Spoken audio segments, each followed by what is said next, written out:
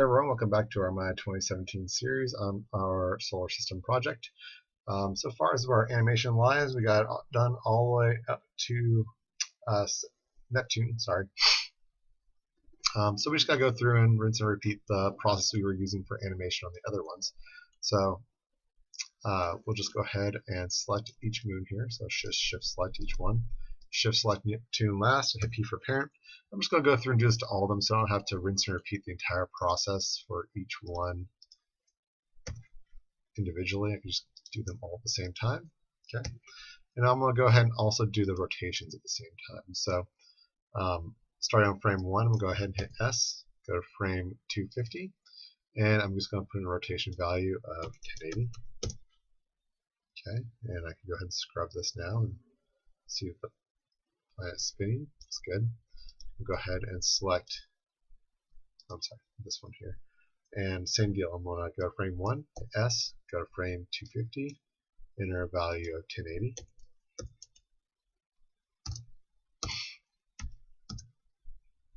Okay, and Pluto. So frame 1, hit S, go to frame 250, enter a value of 1080. Okay, perfect. All right, now to do the rotations around the sun. So we left off on this one at, let's see here, 1000 degrees rotation. Okay, so for each group, we're going to have to go through and minus 100 degrees off each one. So we're going to select this one here. We'll hit Control G, and I'm going to go ahead and call this one GRP underscore Neptune. Okay, and on frame 1, I'm going to hit S. On frame 250, I'm going to put in a degree rotation of 900. Okay, go to Uranus. I'm going to go to frame 1, and I'm going to group it, Control G, call this one GRP Uranus, and I'm going to hit S, and on frame 250, I'm going to put in a value of 800. Okay,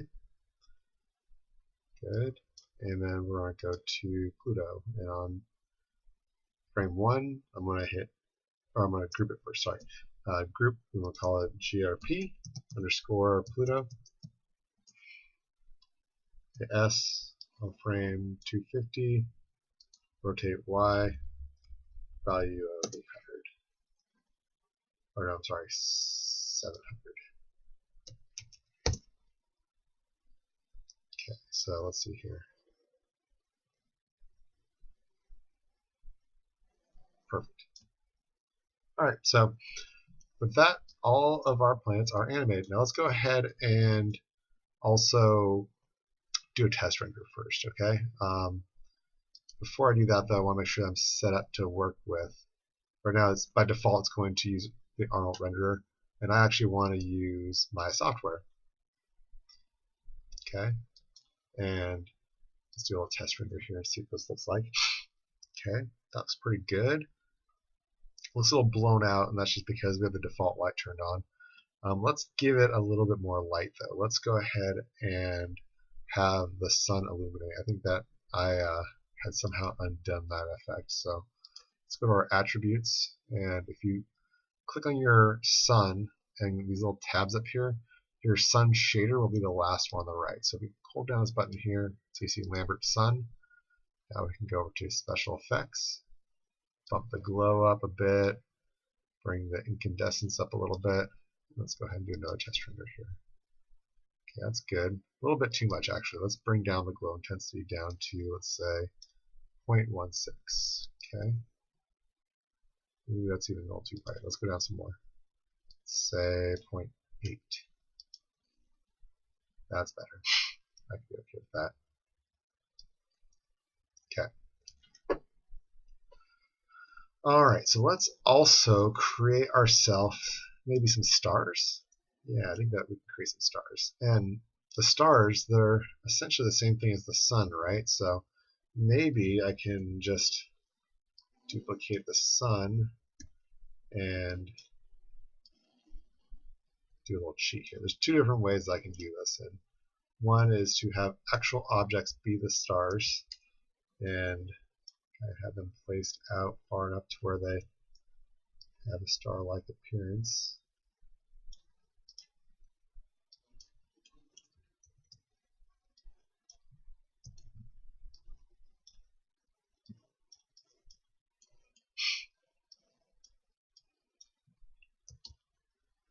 Now this process kind of ends up making it to where you have a ton of extra geometry. And may not actually be the look we're after, but let's go ahead and just kind of experiment a little bit and see what happens by doing it this way.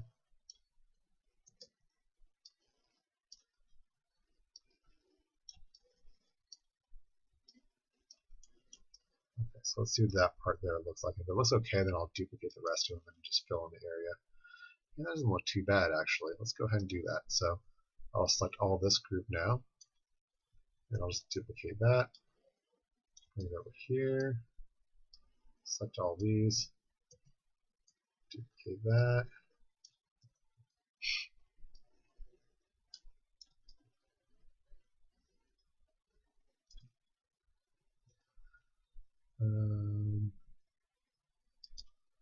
I just grouped all the stars together.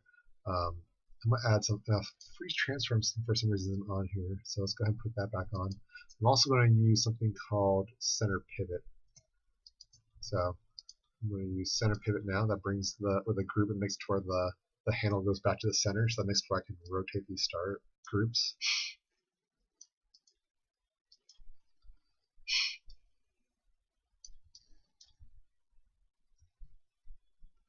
So we center pivot that again and just kind of push these back a little bit. And then what I can do is just kind of grab these here, center pivot that, Control D, so I can just basically duplicate this group. And kind of thinking like, like this is mainly going to be viewed from one angle, not like a moving camera. So I'm just going to see how all this looks. Let's do a test render and see how that goes. That's looking pretty good. Let's go ahead and duplicate that. I'll rotate it on its side. Okay.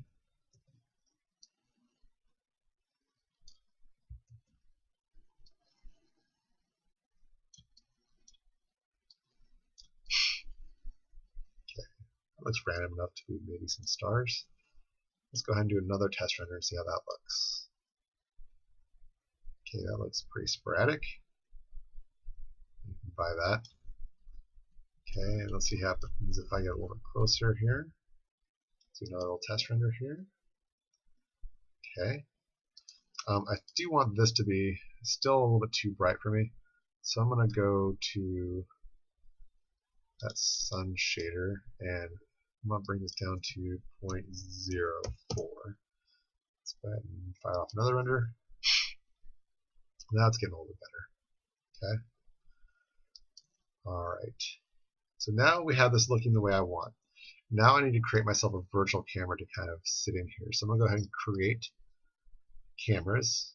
Camera. Now this is a virtual camera, so it works just like a regular camera, but it has extra powers of doing whatever a normal camera can't do, like fly around the scene. But for this particular scene, I'm going to keep it pretty stationary. It looks like an old school kind of film camera, which means that here's what it's seen. Okay. Scale doesn't really matter, but it does make it easier for you to be able to grab and kind of position.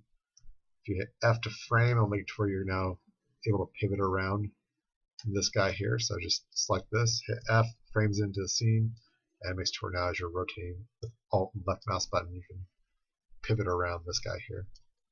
Okay, so where do I want this to be? I don't want it to be where it's currently at because the plants are going to come spinning around here. So I want it to be a little bit higher, probably about right in there. Okay, and I want it to, let's see here, I want to be able to see through for one. So I'm going to go to Panels, Perspective, and then you can see Camera 1, that's the one I just created. So if I select this, I'll be able to look through the camera I'm currently selected in. Okay, and if I scroll down a little bit, okay, so now I'm looking down at the sun. Let me put it off on one side of the screen. There we go. Alright. Go back to my perspective.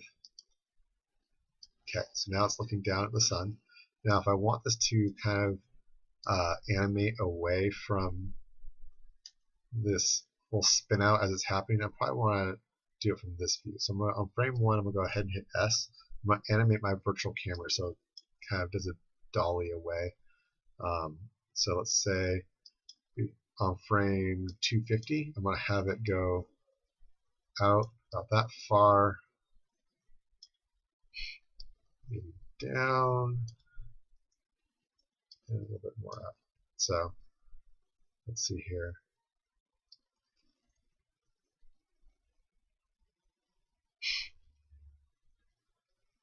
Okay, let's see what that feels like. I'm going to go to Panels, Perspective, go back to Camera 1. Let's go for the ride and see how that feels.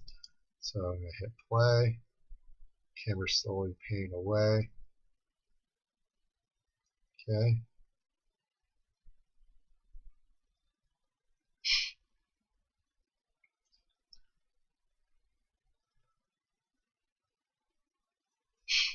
Good.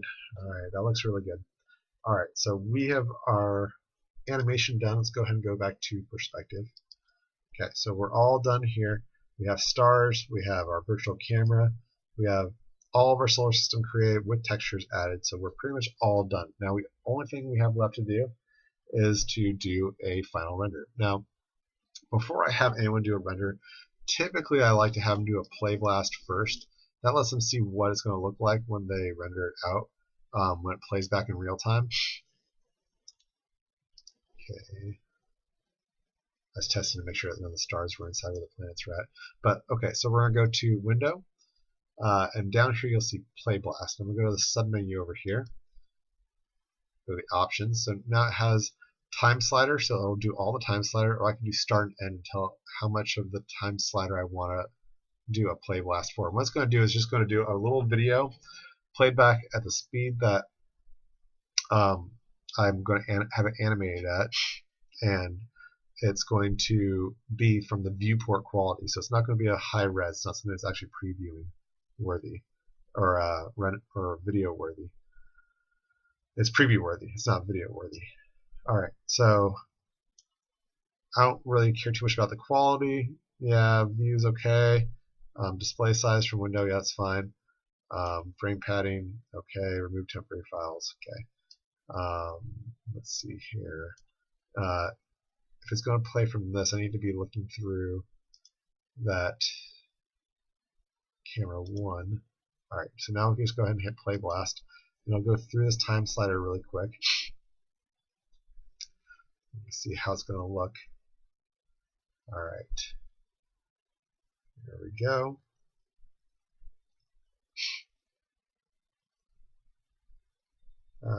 Looks like it stuck the video inside AVI Playlast 7. Now, in previous versions of Maya, it just automatically would reopen. I wouldn't have to go search for it, but I'm going to have to go and pop open, make sure I have that in the right path. Users, I don't know, it's not even set in the right directory. Okay, so let's actually, I'm going to redo this one. Sorry, guys. The set project somehow got unset, so we need to go back to Solar System, go to Set, and then I'm going to go to Windows, Play Last.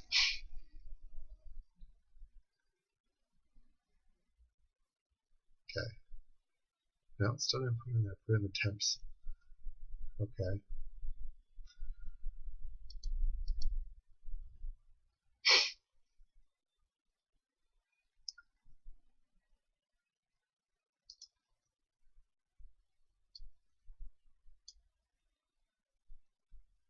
Oh, that's why. Okay. Remove temporary files. So, yep, that's where it should have been. Okay. I see why. My mistake. Okay, so we'll do Solar System, Play Blast, save, Play Blast. Alright. My mistake.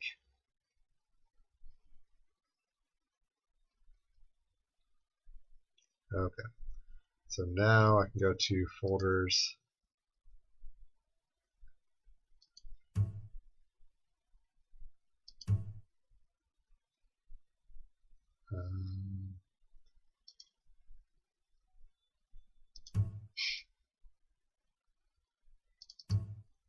Movies.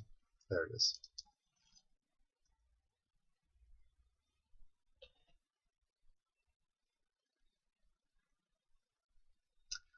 And it renders an ABI, so hopefully it'll play through the new Windows 10 player. Okay, so yeah, there we go. There we go. Alright, that playback is just fine. So I'm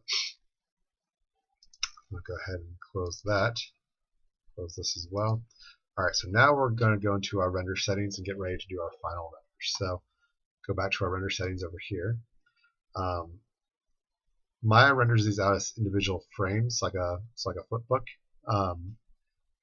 So we are going to, what was the format we want? We don't want Maya IFF. That's not really a widely received file type. So we're going to switch it over to Targa. That's a more widely used file type. Where it says frame animation extension, this is going to render us out a single frame. Now, what we want to do is we want to change it to name.number.extension, but we don't want it to be single frame. So we're going to go to name.number.extension. There we go. Okay. Frame padding, that just pretty much means how many zeros are we looking at for our animation. If we have 4 frames, we can do up to like 999, I think is what it is. So let's go ahead and let's put it at end frame here. Start frames at frame 1. End frame is at 250, so let's go ahead and do 250 here. Okay. We're going to, from renderable cameras, we're going to go to camera 1. Presets, we're going to set that to 1080. A little further down. There we go. Alright, that's good. Now this is the common tab. Now we're going to switch over to the Maya software tab. And we're going to go to, let's do medium quality. We could do high quality, but with the complexity of our scene, it doesn't make any sense to go there. If we wanted to have shadows being cast, we turn on ray tracing. That will take more render time, but we'll have a little bit more accurate shadow casts. Since we don't have any lights in our scene, it's a little irrelevant. We just have a default light that comes with the scene, so that's what we're rendering with. But we'll go ahead and leave this one on for now. Alright, so now that our render settings are all set up, we just have to simply do the render. So we're going to go over here where it says modeling right now. We're going to switch this to rendering. Okay, so you can see the menu says up here change. Now we have a menu drop down that says renderer. We'll select that, and down here it'll say batch render. So if we click on the little box next to batch render, it'll ask us how many processors do we want to use. Well, right now I might want to use all my processors. I might want to use most of my processors, but leave a couple open so that I can do other things on my computer while I'm rendering. I'm going to go ahead and say leave it on all processors. I have 8 cores, so I can render rather quickly. So I'll go ahead and hit batch render and close. Now, let's tell you save. Yeah, that's fine. Now, if you look down here, you'll see it says result rendering with Maya software. Now, if you get a red line going on here, you might have some kind of error going on. If it doesn't ever start, it doesn't mean it means that you're not rendering. But what you'll be looking for, you'll know it's doing the right thing, is it'll go through and it'll say rendering, and then it'll have this little percentage bar that'll pop up here in a minute, and it'll start blasting through each one of the animations. Now this can go real quickly, or this can go really slow depending on how complicated your scene is.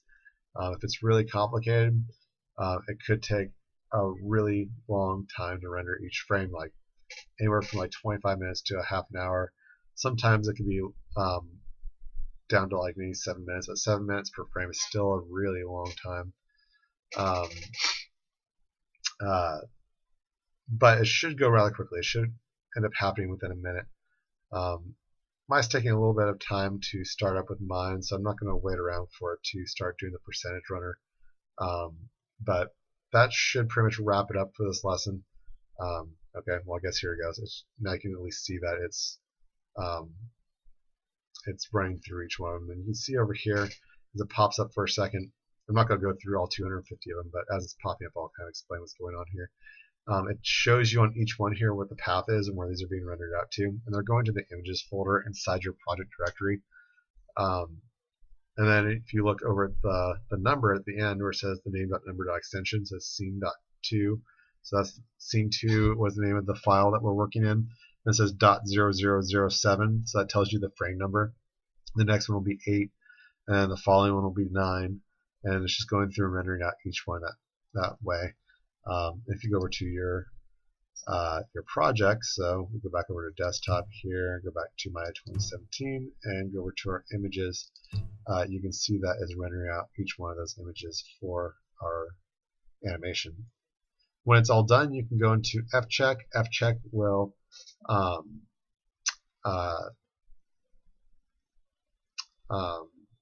play your animations, but you'll want to bring them into After Effects eventually to composite them. So if you happen to run into a situation where you want to stop your renderer, you can just go to Renderer, and you can go to Cancel Batch Render. Okay. Yes, go ahead and cancel it. Okay. When you do that, though, you'll want to delete off that last frame because sometimes like halfway between rendering and it's just a corrupted file. Just want to get rid of that one. And then you'll just pick up your animation from there. Okay, so that pretty much buttons it up for this project. Thank you for watching, and I'll see you guys in the next project. If you are in my class, the next project will be the decorative box. For everyone else, if you are in your book and you're also following along, I'll see you guys in the decorative box project. All right, bye.